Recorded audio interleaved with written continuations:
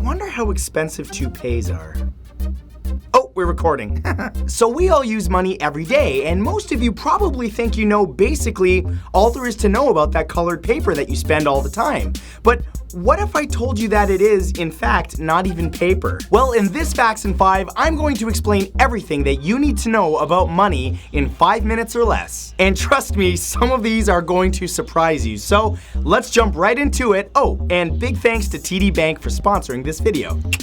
This is Facts in 5, all about money. So what is money? Money is basically any item that is accepted as payment for goods and services and is usually a verifiable note. You know, like a bill or coin of some kind. Contrary to popular belief, paper money isn't paper at all, it's actually cloth. In fact, back when Ben Franklin was around, people actually used to use a needle and thread to sew up torn bills. Modern bills are much more high-tech, utilizing trackable magnetic and color-changing properties in its ink that's used to print it. Here in Canada, over 1 billion coins are minted every year at a plant in Winnipeg, Manitoba. That's a lot of loose change. So who invented money? Bartering can be traced back over 100,000 years, evolving greatly over time to give greater and greater values to rare items such as gold and gems. Coins first began circulating in Lydia and India sometime between 700 and 650 BC.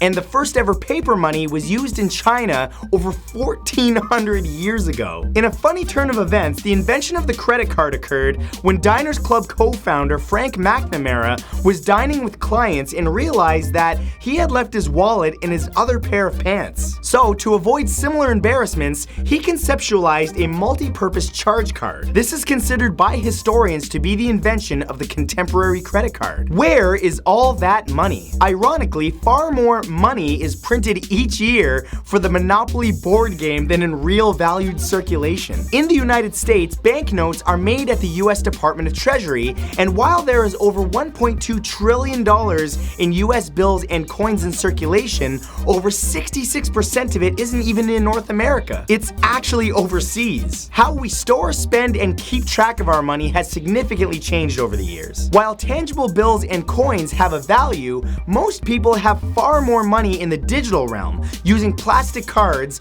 online banking, and now even smartphone apps. We use them all the time now to transfer money and keep track of where it's spent. The days of burying your money under the shed or stuffing it in your mattress is far over. When is money bad? A penny is worth 1 cent, but it actually costs 2.4 cents just to manufacture. That's one of the biggest reasons here in Canada, among other countries, why we discontinued them. If the United States followed Canada's lead and replaced their $1 bill with a $1 coin, the country would save over $4.4 billion over 30 years. Worldwide, it's been reported that there's around $75 trillion in various currencies, which might sound like a lot until you learn that if that was equally distributed to every living person, each would only receive about $11,000. So why do we need money? The simple answer is, of course, that money pays for things. And the sad reality is, if you have just $10 in your pocket right now and no debts to your name, you are more wealthy than 25% of North Americans. And it's not getting much better. 34.5% of every dollar that the average North American brings home is spent on interest, such as loans and credit cards. But that aside, if you need happiness in your life, multiple studies show that on average, spending money on another person or people makes you happier than spending it on yourself. So if you've got enough to give away, it might actually make you feel a little less dreary to give money to those that are less fortunate. If you enjoyed this video, you should definitely check out the TD MySpend app. There's a link in the description to download it right now. It's free. It tracks your monthly spending in real time from your TD deposit and TD credit card accounts using insight tools. And since the app automatically categorizes each purchase that you make, you can see exactly where you're spending on a daily basis. Thank you guys so much for watching this video. If you want to learn more about anything I talked about, be sure to check out my sources in the description. If you enjoyed this, be sure to slap a like on it, and be sure to also subscribe to my channel so that you can catch my next video. If you want to check out my daily vlogs like the one I just mentioned, be sure to click the link right there. And if you didn't know, I do have a gaming channel. If you want to check that out, click right there. And of course, all of the links to my socials along with everything I talked about is in the description below. I love you guys, and I will see you next time. Keep smiling. Bye!